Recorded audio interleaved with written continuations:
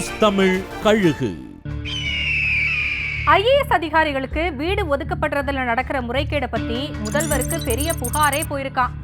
அதுல சிலர் தங்களோட அரசாங்க வீடுகளை உள்வாடகைக்கு விட்டு சம்பாதிச்சதையும் கண்டுபிடிச்சிருக்காங்களாம்.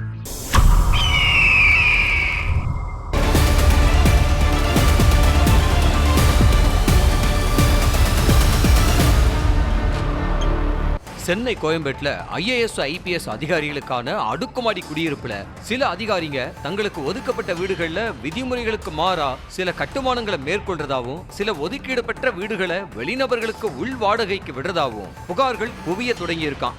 வெளி மாவட்டத்துல கலெக்டரா இருந்த ஒரு ஐஏஎஸ் அதிகாரி சென்னையில பசுமையான ஒரு துறையில செயலாளராக்கப்பட்டாரு.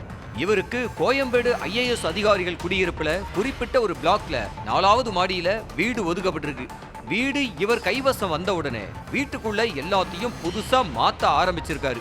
இதுக்காக நடந்த இடிப்பு வேலையில வந்த சத்தத்தை கேட்டு சக அதிகாரிகள் அதிர்ந்துட்டாங்களாம்.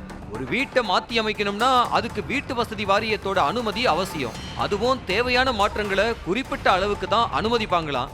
ஆனா இந்த அதிகாரி தன்னோட வீட்டோட தரையிலிருந்து பாத்ரூம் வரைக்கும் எல்லாத்தையும் புத்தம் புதுசா மாத்திட்டாராம். அரசாங்க அதிகாரிகள்னாலே மாற்றலுக்கு உட்பட்டவங்க.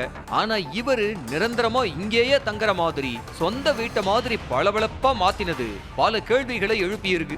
இவர் இருக்கிற அதே கட்டடத்துல 2வது மாடியில் இருக்கிற ஒரு ஐஏஎஸ் அதிகாரி தனக்கு ஒதுக்கப்பட்ட வீட்டை வேற ஒருத்தருக்கு உள்வாடகைக்கு விட்டுருக்காராம்.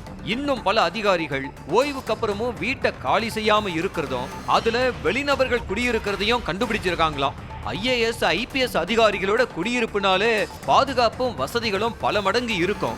ஆனா அந்த மரியாதை அந்தஸ்தெல்லாம் யாரோ ஒரு தனிநபர் அனுபவிக்கிறது மட்டும் இல்லாம அவங்களோட பின்னணி என்னன்னு அங்க குடியிருக்கிற அதிகாரிகளுக்கே தெரியலையாம்.